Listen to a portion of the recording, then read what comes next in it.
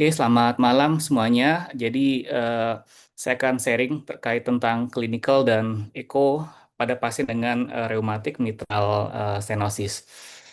Oke, jadi kalau dari yang kita lihat sehari-hari, ternyata diagnosis klinis MS ini lebih challenging ya dibandingkan dengan katup lain, seperti misalnya MR atau AIS. Jadi, sayangnya banyak yang miss. Jadi banyak pasien datang lebih telat sehingga outcome-nya lebih jelek.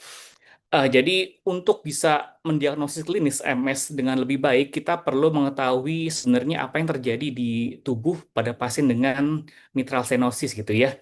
Jadi kita fokus di dua bagian, klinis sama eko gitu ya. Kalau eko sebenarnya lebih simpel karena sudah cukup jelas temuannya, tapi yang penting kita bagaimana caranya bisa mendiagnosis klinis karena sebelum dirujuk untuk kelanjutan harusnya dideteksi lebih awal. Nah, itu tugas rekan-rekan di vaskes primer ya.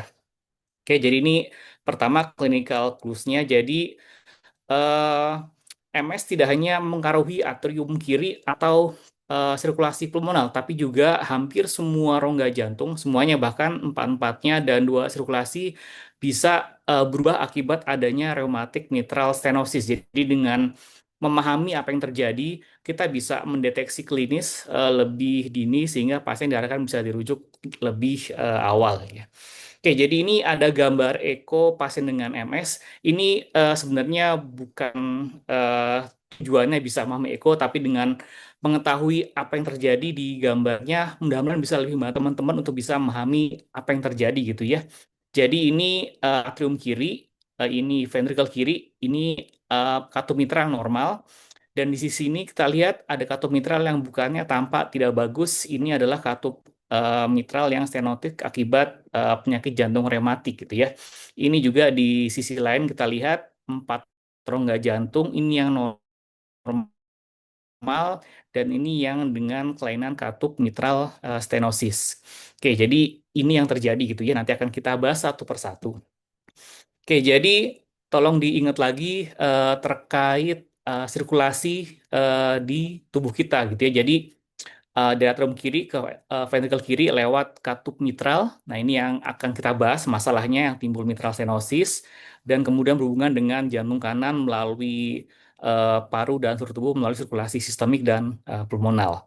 Oke, jadi yang pertama adalah bahwa bila ada gangguan aliran darah di sini, otomatis akan terjadi peningkatan tekanan di atrium kiri. Dan ini akan diteruskan sampai ke eh, belakang, sampai ke backward, jadi akan terjadi peningkatan tekanan di pulmonal. Dan otomatis akan timbul juga kongesti dari yang ringan hingga yang berat bisa berupa edema paru dan timbul keluhan sesak. Jadi keluhan yang bisa timbul adalah dari segi klinis adalah bisa timbul sesak dan kongesti paru yang kita lihat mulai dari rongki yang minimal sampai yang edema paru di mana kita temukan rongkinya sampai seluruh lapang paru.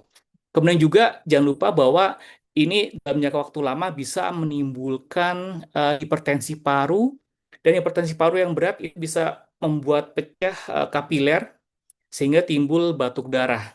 Nah, ini hati-hati, batuk darah itu tidak hanya timbul pada pasien dengan TB paru, tapi juga bisa dengan pasien dengan MS. Makanya beberapa kali saya dapat pasien yang batuk darah didiagnosis TB paru, diobatin 6 bulan, tidak sembuh-sembuh, ternyata pasien dengan mitral stenosis gitu ya. Jadi pada PF-nya kita bisa lihat kalau ada pH akan bisa timbul P2 yang mengeras. Dan kemudian juga tadi bisa timbul keluhan batuk darah. Kemudian juga kita lihat bisa timbul akibat dari peningkatan di atrium kiri, bisa timbul dilatasi atrium kiri. Yang bisa kita lihat juga dari EKG ada left atrial enlargement. Kemudian juga lebih lanjut setelah dilatasi akan timbul remodeling di dinding atrium, akan memicu timbulnya fibrasi atrium. Sehingga kita bisa lihat dari PF akan ada eh, irregular pulse dan kemudian juga bisa timbul dari EKG-nya ada AF gitu ya. Oke. Nah, AF itu akan prone untuk timbulnya gumpalan darah di atrium kiri dan kalau lepas bisa timbul kejadian emboli baik di kepala bisa timbul stroke di tungkai, limb iskemi, atau bahkan di tempat lain berupa kejadian tromboemboli. Jadi beberapa kali kita dapatkan pasien AF, pasien MS yang pertamanya adalah ternyata stroke. Telah dicari masih muda, tidak ada faktor risiko untuk penyakit aterosklerotik ternyata akibat mitral stenosis. Jadi ini juga bisa timbul gitu ya. Dan juga jangan tidak sampai di sini. Akibat elanya besar, dia menekan dari nervus laryngeus yang berjalan di belakang atrium kiri gitu ya. Jadi itu akan bisa timbul suara serak atau hoarseness. Jadi jangan semua suara serak dibilang oh TB paru, oh TB ekstra TB laring gitu ya, atau oh ini CA laring. Ternyata gara-gara MS. Jadi ini bisa timbul gitu ya. Nah, belum selesai ternyata masih banyak juga. Nah, kita lihat bahwa MS bisa menimbulkan pH dalam jangka waktu panjang. Nah, pH ini kita lihat dari paru itu akan diteruskan ke belakang lagi itu sampai ke ventricle kanan. Akhirnya timbul RV dilatasi. Makanya dari KG kita bisa lihat ada RVH atau right axis deviation, dan dari ronsen bisa timbul juga ada dilatasi RV. Kemudian juga bila semakin berat diteruskan semakin ke belakang ke atrium kanan sehingga timbul era enlargement yang kita lihat dari EKG. Dan kemudian makin berat lagi, makin kronik lagi, tidak ditata dengan baik, bisa timbul gagal jantung kanan, berikut gejalanya edema tungkai, kemudian asites, peningkatan JVP atau hepatomegali, dan kalau paling berat bisa timbul edema anasarka seluruh tubuh. Jadi bisa timbul gejala dan tanda dari gagal jantung kanan gitu ya. Nah, kembali ke katupnya, karena ini kan flow-nya pada saat diastolik dari LA ke LV, itu bisa timbul terdengar namanya mid diastolik murmur gitu ya. Nah, yang ini sering miss. Kenapa? Karena dia low pitch, low frekuensi, dan lebih bagus terdengar kalau kita menggunakan sisi bell dari stetoskop. Jadi jangan lupa kalau mau dengar katup diastolik yang mitral, jangan lupa dibalik putaran stetoskopnya karena lebih bagus pakai yang bell ini. Berapa kali kita sering lupakan gitu ya. Jadi ada fungsinya bell pada stetoskop yang kita miliki. Oke, selanjutnya kita lihat juga bahwa adanya gangguan flow dari LA ke LV itu pasti akan membuat darah di ventricle kiri fillingnya berkurang. Sehingga kita dapatkan LV seharusnya ukuran normal atau bahkan mengecil. Sehingga dari EKG seharusnya tidak ada LVH, kecuali pasiennya juga ada mitral regurgitasi atau AR. Jadi ini yang membedakan pasien-pasien di EKG kita lihat LAE tapi nggak ada LVH, nih mungkin suatu MS. Karena kalau MR biasanya ada LA enlargement, juga ada LV dilatasi. Nah, ini salah satu clue yang bisa kita lihat gitu ya. Jadi membedakan antara MS dengan MR yang terisolasi. Nah, juga kita lihat ke depan. Karena flow-nya berkurang, ada kemungkinan dia akan flow berkurang sehingga akan ada kompensasi berupa peningkatan heart rate atau vasokonstriksi dari sistemik vaskuler. Sehingga ini yang bisa timbul, kita lihat eh, timbul namanya fasies mitral. Memang kita lihat lagi bagaimana cara tubuh kompensasi kalau misalnya ada masalah penurunan stroke volume, bisa naikin heart rate dan peningkatan SVR, sehingga tekanan darah dijaga akan tetap untuk menjaga perfusi ke perifer. Sehingga, nah ini contohnya pasien dengan mitral facies. Ini pasien yang dipublish oleh presiden dan staf di harapan kita. Ini facies mitral agak jarang, karena agak jarang, jadi makanya kita agak sedikit kurang ngeh gitu ya.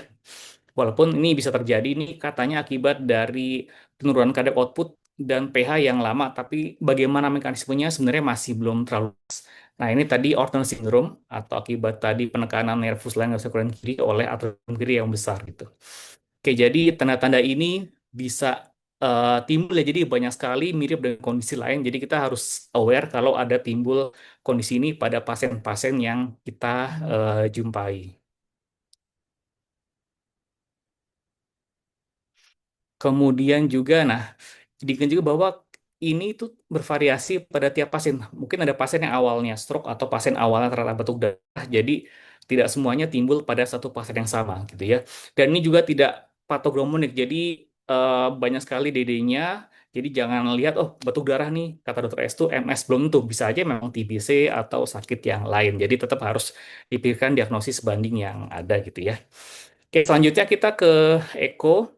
Oke, jadi tujuan Eko kita mau ngelihat banyak hal. Pertama ini ya ada MS atau enggak, kemudian etiologinya apa, tingkat keparahan, marker prognosis, dan apakah apakah misalnya ada bisa di BMV atau tidak, dan apakah misalnya rata tidak BMV operasi apakah bisa dibenerin atau harus diganti katupnya. Oke, jadi pertama etiologinya. Jadi beda sekali MS yang rematik dengan yang non rematik. Penting kenapa? Karena terapi ke depannya akan sangat berbeda gitu ya. Jadi ada banyak temuannya bisa berupa hockey stick atau fish mode, tapi intinya adalah biasanya yang tebel tuh utamanya di ujung katup. Jadi ujungnya tebel, lengket, tapi di pangkal biasanya masih lebih bagus. Tapi kalau pasien yang udah berat banget, kadang-kadang ya semuanya sudah calcified tebel, agak susah bedainnya. Beda dengan yang degeneratif, jadi degeneratif dia biasanya yang tebel itu adalah di pangkalnya, sedangkan di ujungnya masih relatif tipis, masih pliable gitu. Nah, kemudian bagaimana cara mengakses severitasnya? Jadi ada banyak metode, tapi yang dianjurkan adalah yang planimetri by 2D atau sekarang 3D kalau punya mesinnya, PHT, dan ya ini yang kuning ini yang first choice ya. Kalau yang hijau katanya yang selanjutnya, jadi yang kuning atau hijau muda ini yang recommended, termasuk yang ini juga yang min gradient sama yang SPAP. Yang hijau lebih tua ini digunakan kalau yang kuning tidak bisa atau tidak reliable. Yang biru relatif tidak terlalu dianjurkan karena rumit dan tidak terlalu reliable kalau dari segi kepustakaan. Oke, jadi ada banyak cara ukur MVA, bisa VHT, VTI, planimetri, bisa. Tapi yang dianjurkan adalah yang MVA kalau bisa 3 dimensi, kalau tidak bisa yang 2 dimensi gitu ya. Tapi yang penting caranya yang benar. Oke, ini contoh MVA dengan yang 2D, 3D, dan real-time 3D. Jadi 3D pun juga bisa macam-macam, tapi memang kalau tidak ada dan mungkin kebanyakan di daerah mungkin relay 2D itu pun akurat, tapi yang penting dilakukan dengan teknik yang benar, pastikan ada di tip katupnya. Kalau tidak, itu akan overestimate, jadi kita bisa salah mendiagnosis severitas MS-nya. Dan kemudian juga jangan lupa kita harus cari dia ada nggak kontraindikasi BMV, karena first choice MS di guideline adalah BMV. Kalau tidak bisa ada kontraindikasi baru kita berlanjut untuk yang surgery. Oke, ini contohnya, jadi tidak ada fusi, kemudian ada trombus di atrium kiri, ada kelainan katup lain yang juga butuh operasi, atau sangat berat klasifikasinya sehingga kita ragu-ragu bisa membuka nggak balonnya, takutnya malah akan memicu timbulnya MR. Ya, ini LA trombus, ini kebanyakan di LA, walaupun kadang-kadang juga bisa timbul di LA gitu ya. Oke, ini contoh-contoh bentuk-bentuk LA trombus macam-macam.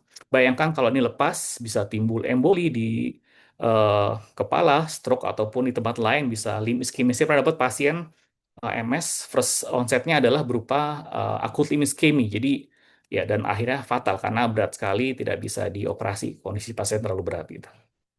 Oke, sebenarnya banyak scoring untuk BMV, untuk yang BMV, tapi ternyata ya yang rutin kita kerjakan adalah yang Wilskin. Ini paling awal dan yang paling established, walaupun ada banyak kelemahan, tapi ini yang wajib diketahui ya. Yang lain terus terang agak jarang kita gunakan. Ini Wilskin score dari 4 sampai 16. Ini menentukan kira-kira pasiennya bisa di BMV atau sebaiknya operasi. Ini menentukan outcome dari pasiennya. Ini cara ngukurnya, jadi kurang dari 8 itu kandidat yang baik untuk BMV, sedangkan 12 sebenarnya nggak terlalu baik, dan di antara ini itu mungkin masih bisa kalau memang pasiennya tidak memungkinkan untuk dioperasi, mungkin karena faktor risiko. Oke, jangan lupain juga bahwa sebenarnya ada parameter lain yang mungkin agak terpisah, tapi juga menentukan kira-kira pasiennya lebih baik operasi atau BMV. Jadi pas pasien yang udah tua, pernah di BMV, udah PH yang berat atau kelas 4 NIHA itu, ada yang bilang lebih baik dioperasi sekalian gitu ya. Atau yang secara anatomi udah terlalu kecil MVA-nya, itu juga sebaiknya dikatakan lebih baik untuk langsung dioperasi dibandingkan di BMV. Oke, saya kira demikian. Terima kasih. Saya kembalikan.